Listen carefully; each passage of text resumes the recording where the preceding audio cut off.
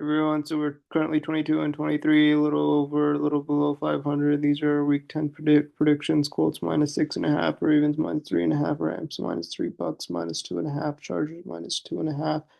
Hopefully, we can get to bit strongly above 500. That would be good.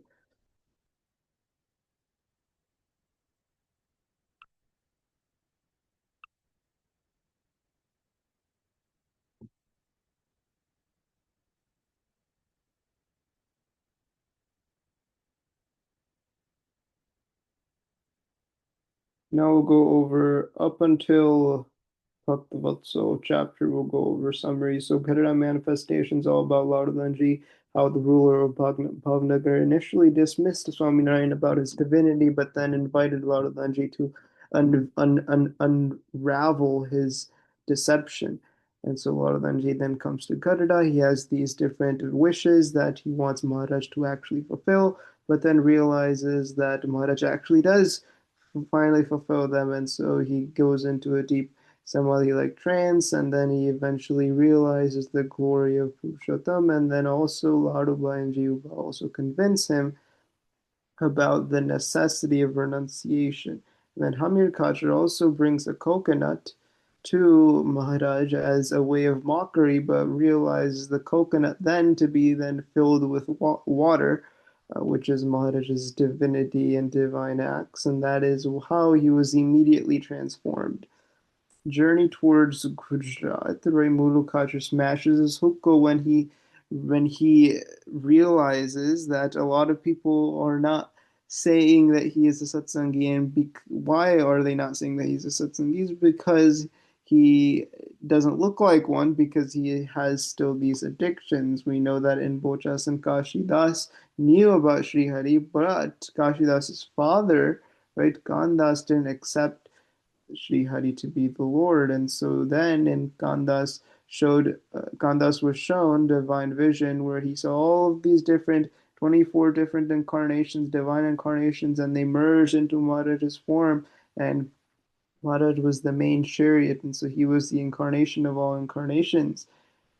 And upon hearing Sri Hari's arrival in Matara, Mendicant became nervous, saying that when Sri Hari comes here, he will then let go of all of these different addictions, and he will he will cause people to abandon these different addictions. So he became very upset and nervous, and what will that happen? And so, but a lot of the other devotees made sure that when Maharaj came, he would have to leave. Maharaj takes Takapaki's hand, who was shacklers, spears, armed warriors, rather than traditional instruments, wielding bandits, and they prostrated like logs upon seeing Sri Hari and said that, hey, don't abandon all of these different weapons. Use them, but actually use them for the right reason. And that right reason is for protection of the innocent. And then when Jamaji Bagi came and offered gifts, Sri Hari said, this isn't stolen, right? Because not even for Dharma should one steal. Malukatra then also throws away the opium when he, in a procession, when he sees these Gujarati devotees whispering, saying that, hey, these Katis don't seem like true satsangis because of the opium. And then Bhudej Maharaj stayed at Ghodabai's court, and then Maharaj remembers and recalls an incident when his maidservant had treated him dismissively, giving him barley as he was a mere beggar. And so the servant who was present in the gathering then immediately prostrated before him and asked for forgiveness, which Maharaj then said that this is an unintentional mistake and it cannot be called an offense. Hari Sarovar, Maharaj calls this this pond that he creates Hari Sarovar when Hathibai is given a boon, and the boon that he asks is for a sacred pond to be created because of the water troubles that they were having from a lack of rain. And so then Maharaj tells the folks to go up to this dried up tank and start digging, and they find the water, and then it comes into this pond. Kalyani Paramhans Diksha at Narsim Mehta's Chora, right? Maharaj talks about the greatness of Narsim Mehta, why he made sure to have impartial devotion to all of these different castes. At the sugarcane incident at Vantali, when A farmer complained that some Ranchar and Das had taken sugar cane away. Then Maharaj says that one should not even steal, and he made sure that his saints do not consume anything containing sugar, ghee, or jaggery. Right in Dhrad Kadra. Right when Podajan fails to answer these scholarly questions, Maharaj then sends Muktanand Swami, but then that is when he gets attacked by these other local Askans who call him Mandyas. And so then a systematic persecution happens where there is a lot of beating and cutting knots and humiliating these saints. And then so Maharaj decides to create and make them into Paramhansas. And so that is why these 500 saints and accepted the initiation and became Paramhansas in a single night. Greatness of Muji Bhakt. When Maharaj goes to Bhadra, he shows immediate affection for his devotee Muji, comparing him to a sugar cane. And on Sharad Purnima announces him to be the birthday of Akshardham, and all of these different deities and gods and showered flowers upon them. And he is obsessed with Muji, constantly always asking about his meal schedules and his schedule throughout the day. In Sakarba's presence, Maharaj talks about Mulji Sharma, how he is true Akshar Brahm, and Sakarba agrees that this is actually true. This is what Atmanand Swami had told me, that Akshar Dham, Akshar Brahm will emerge as my child. When Vashram Bhakt questions the relationship between Akshar and Purushottam, Maharaj explains that only by understanding Akshar Brahm can you comprehend Purushottam Narayan's greatness. Two letters from Bhadra. Maharaj sends these different letters commanding 18 different devotees to become, let go of everything and to immediately become renunciants and to become sadhus, right? And the main, major story is that of Ajay Patel and Kalyan Das, whose Kalyan Das was about to get married, but he realized that in the letter, even though Maharaj said others, that referred to him. And so Kalyan's mother supported that of this decision, and then the devotees, and that were supposed to be renunciants, and they went to go finally wear saffron garments to become Paramhansas. They met Ramdas Swami in Jadalpur, and they received darshan from him and from Maharaj to take them to Bhuj actually instead of Kashi. And so then they went to there. And then in Kutch, also in Adhoi, Maharaj stayed at Ladaji Darbar's court, where he remembered initiating Lalji the carpenter and how he spoke that he chants the rosary of his devotees just as they chant his. And he talked about the importance of Lalji and praised him and how his renunciation was so powerful that a worldly man warned him that the entire village might renounce everything upon hearing his discourses. Hamir the glory of Hamir, right? Maharaj used to bathe there every single day, and he talked that this lake, like infinite sages, siddhis, and gods come to daily to take a glimpse at this lake. And he bows to the new Paramhansas when news was arriving that Swami was coming with these new Paramhansas, and he embraces these Paramhansas, and he is so honored by their renunciation. Sant Dasji goes to Badrik Ashram in the Harmisar Lake when Maharaj is there, and he hasn't gotten up. And Maharaj says he has gone to Badrik Ashram. All these different Aztecs then come to Maharaj and asks him that if he was liberated while alive. Maharaj says that he is. He is liberated. At Gangaram Mal's house, Maharaj demonstrates great rustling moves, points out techniques, and when Gangaram playfully tells Maharaj, can you rustle? Then Maharaj's grip proved so unbreakable despite his tremendous efforts that he sent him flying down, tumbling flat. Jagjivan Mehta then invites Maharaj to this yagna. Maharaj says, okay, we'll go to this yagna. And then when he sees all of these animal sacrifices, he confronts the Brahmin about sanctioning animal cruelty and letting it all go. But Jagjivan was furious when this happened, right? And then Maharaj then takes the khichdi from Vishram Bhagat's ashram, and then from Mankuva goes to Dahisara and then ties his camel to a tree and then tells Ukka to meditate on a divine scene of Vaikunthnath with Garud. right? And so the Vaikunth, the Dahisara was Golok, Kamil was the camel was Garud, and the caged tree upon which the camel was tied was Kalpavriksha. Then Maharaj goes to Sadava's house. Sadava's had immense love and devotion, and even though she possessed divine sight, she wanted Maharaj to stay in her house. Then Maharaj goes to Mandavi, and where he learns about Kaya Kshatri, this black block printer, well scholar in Vedant, and then Kaya challenges Maharaj to go to a debate and to have this debate. And then so Maharaj tells Brahman Swami, do we eat sweets or scatter dust? So, well, let's eat sweets. And then so Maharaj then anoints, adorns Brahmanand Swami with sandalwood marks, and then goes around the entire procession village calling him Swaminarayan. And then the assembly then takes forth, and then Kaya immediately begins asking all of these different questions all at once. And then Maharaj answered each of these different questions, who was seated below Brahmanand Swami, right?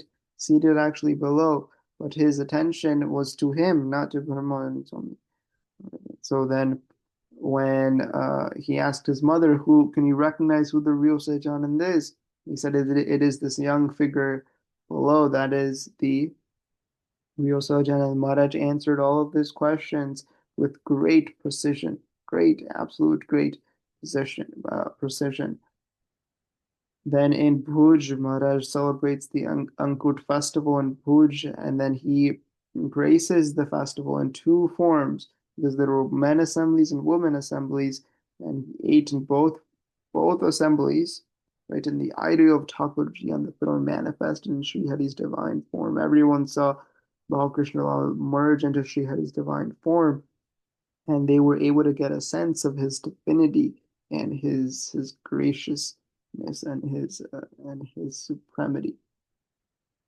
Then he commands all of the newly ascended saints to return to household life, upon which they were like, even death would be better than this. But then Ajay Patel and Kalyan Das, they allowed them to stay and then finally become Paramhansas.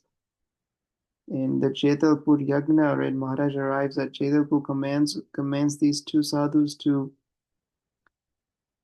study Sanskrit and begin learning Kaumadi to engage in scripture debates.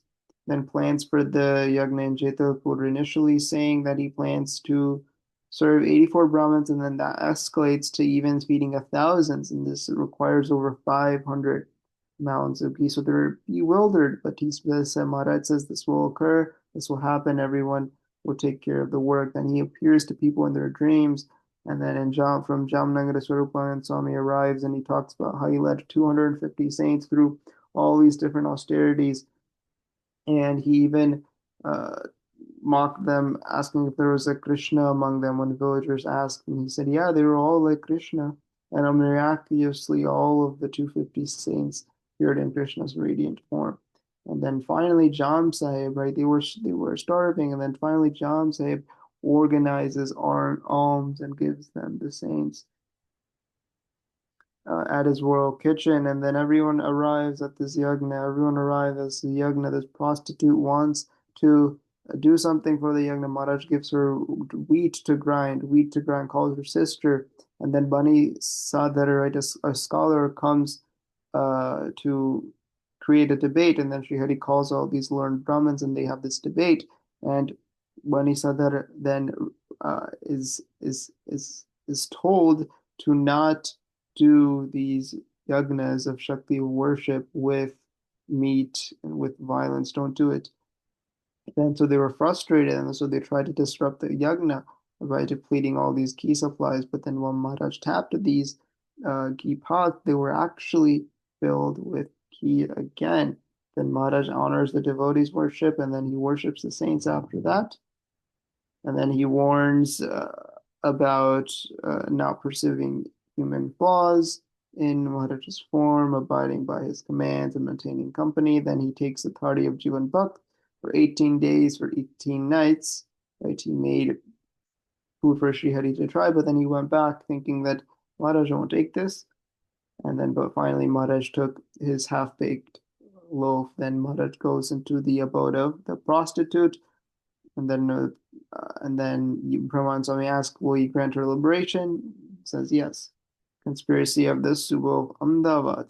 Conspiracy of the Subo of Ahmedabad, right? So the Subedar extends an invitation because earlier in the Jethalpur Yagna hadn't worked.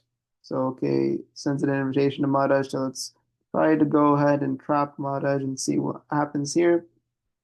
So Subo goes, tries to invite Maharaj, and then upon entering the fort, Maharaj receives this grand welcome with apparent courtesy and leads him to this ornate seat. And when Maharaj presses it, it, uh, it, it collapses down into a hidden pot of boiling oil, which Devanand Swami and everyone else is humiliated and absolutely furious.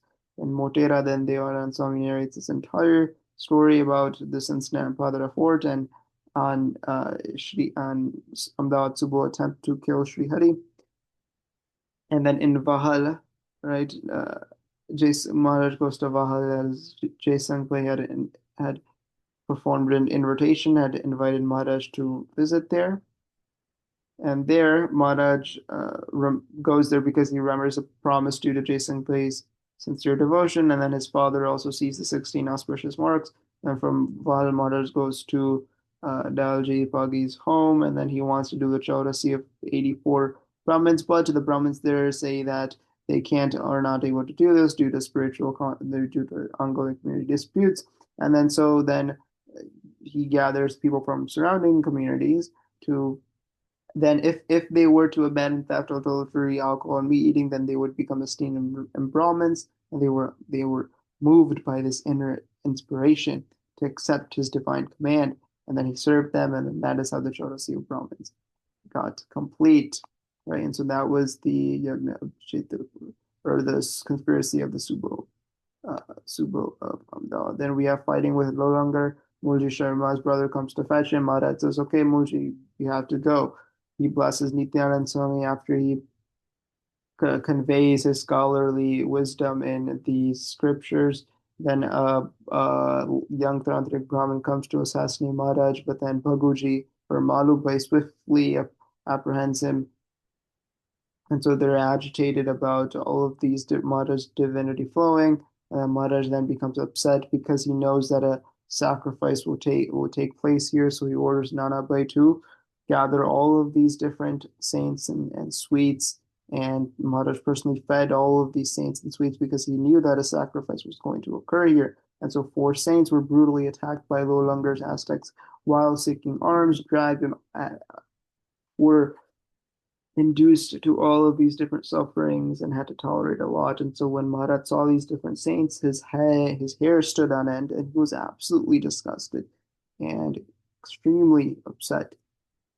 And then once Muktanand Swami was giving a discourse, and his Lolangar and his disciples came in there, stormed into and attacked Muktanand Swami. Muktanand Swami eventually quickly fled to this house, and Maharaj had already reached Nathu Bhag's house, standing guard, and Lolangar's two men retreated after seeing two armed guards outside the house that Maharaj was in. And so then Maharaj sees Muktanand Swami come near and he says, "To drown the cosmos today, I shall not hesitate not a whit." He becomes so upset seeing his different saints in this condition, and then so he sends the saints to Surat for protection, and then he says that I will not hesitate in the restraining time itself. These these people must be destroyed. And so then on the morning, Maharaj instructs all of the women, children, and elders to remain indoors, engaging in bhajan, and then declares to Kshatriya devotees to prepare for battle. And then when Lolangar arrives with his army, expert fighters immediately destroy his entire army. And so even after the victory, Maharaj knew that Lolangar will come for him again. And then he goes to the village of Vahilal. And then so he goes to the village of Vahilal, stays at the house of Pakadpa, and then he laughs at his apparent fear. And then even when they came again, even after they secured victory, Maharaj was still hiding, and he still maintained some sort of nervousness. But after that, after this entire ordeal is done and complete, and this entire section is complete, Maharaj then embodies 18 forms simultaneously to dine at the devotees of 18 different places or 18 different homes of these devotees. So he embodies 18 different forms. Govardan Swami, some of the things we know about the anklet, missing anklet, the Murti of Shyamaji. When that happened, we also know about him being called Kushal Bhakt when he was a child. We also know how the king of Adhoy and his subjects and some of his closest relatives stopped their bodily functions, and only when they appealed to Kushal Bhagat were they able to relieve their bodily functions and stop the tax. And so we also know that Govardhan Swami prevented an eclipse as well. Again, in Kutch, we have Pavasad, the merchant, wanting to understand if Maharaj is supreme by allowing him to wash his clothes.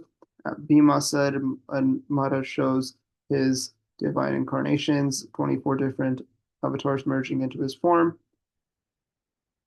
Maharaj then talks to this Aztec, and he claims that he wants to kill Swaminarayan, and then Dungarji finally teaches him a lesson. Maharaj then reveals where Sandasji actually is, under the hay in deep samadhi. Maharaj then rebukes Vishwas, Chaitanya, and Swami for coming back to his village despite his command to remain in Surat. Maharaj then makes the rain pour, and he metaphorically associates that with bringing bliss to the people, just as God is the rain of life, rain is the life of the people. Then he talks about Ravji Suthar, where he brought food for Maharaj's kitchen, and he wants to know about his living conditions. And Ravji says that it's not very good, so then he initiates Ravji into Ram Das. Maharaj then talks about how we should not steal, and talks about when a saint presents Maharaj with a mango fallen from a tree, he says that one should not even take fruit without permission.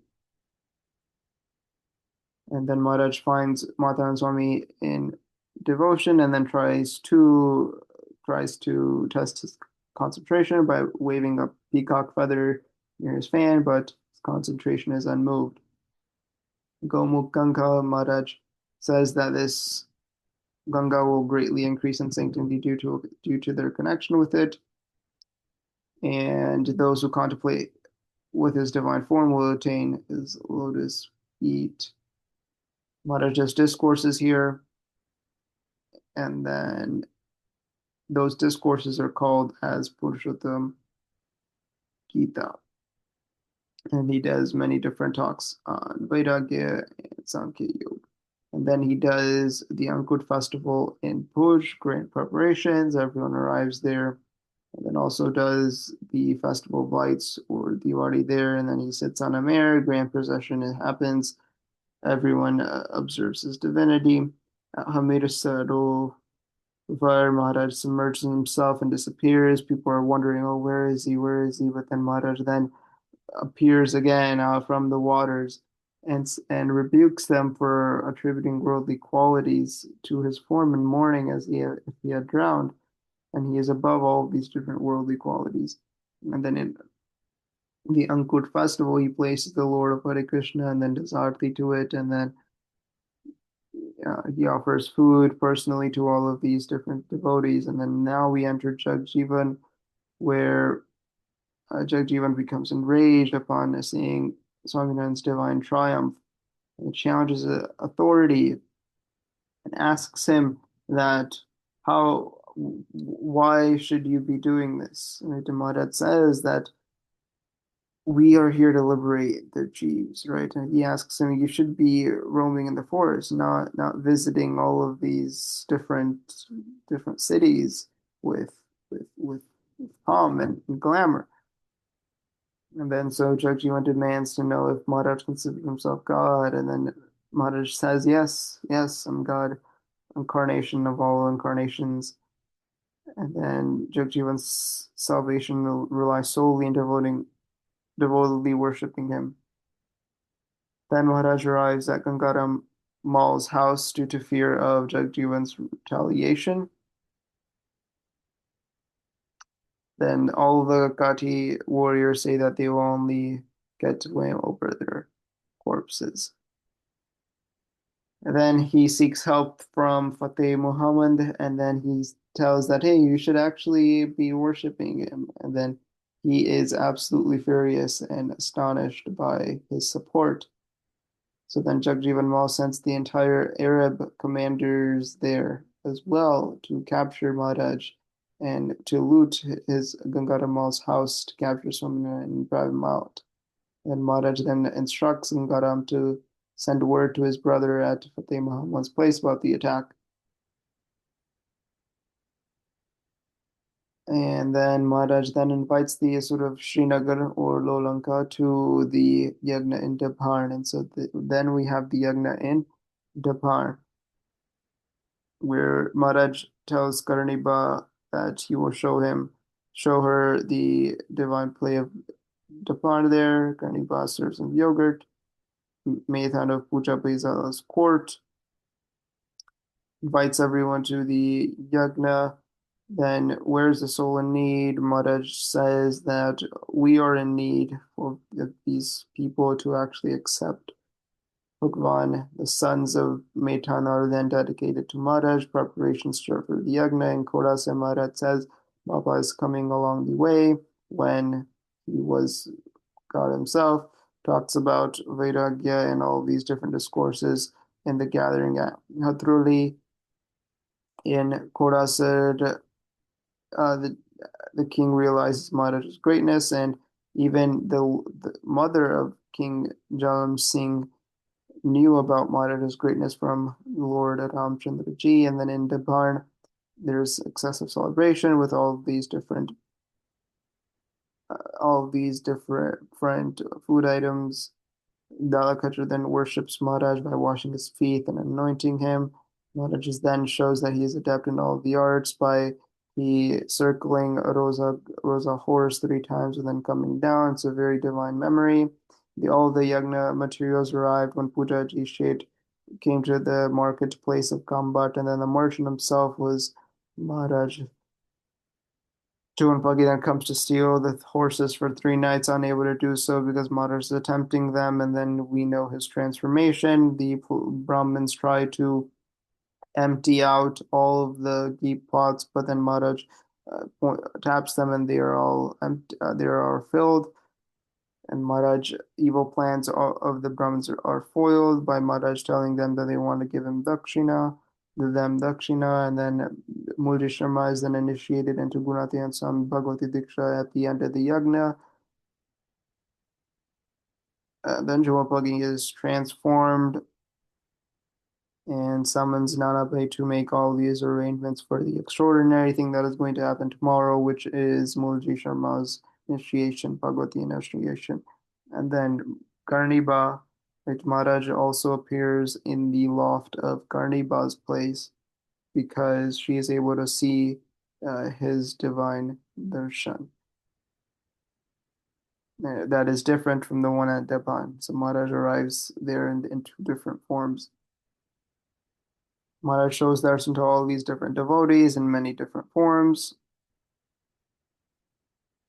Bhaktavatsal, Maharaj stays at Dosavai Bharat's house and then mm, organizes a feast under the mockery of this Brahmin. Maharaj is then saddened by all the devotees. In Visnagar, Gopalan Swami talks about how do you meditate on Maharaj, and then at Gokal Das plays Maharaj is formed at entered within with his mother, and Jinabai of Panchada's house, creating this feast. Maharaj notes that the fast of abstaining from the 6 days was concluded when Alaya Khacher was unable to accept this food.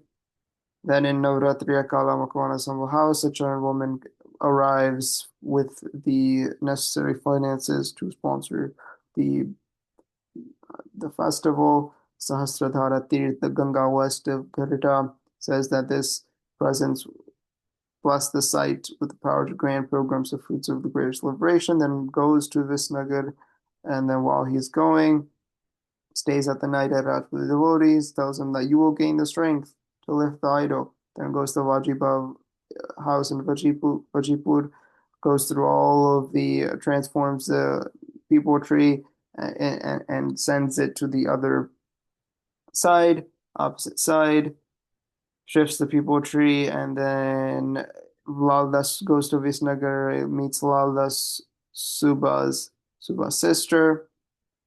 Laldas then bows down before Maharaj when he sends him to Yampuri. Then Shobharam goes blind within 4 days. Maharaj then sets out to save Nata Jogia, who is under the ruler of Vasura Kachar. Vasura Kachar is also shown Yampuri's torments and becomes a devotee. Maharaj then in Ankut festival then talks about Maya Ramphat celibacy, and then Maharaj then this is the entire narration of how Maharaj strikes people with the staff when they are caught sleeping, and even while sleeping, Wilji Brahmachari serves Maharaj, and then Maharaj has saints wear turbans to sort of appeal to the local businessmen and merchants.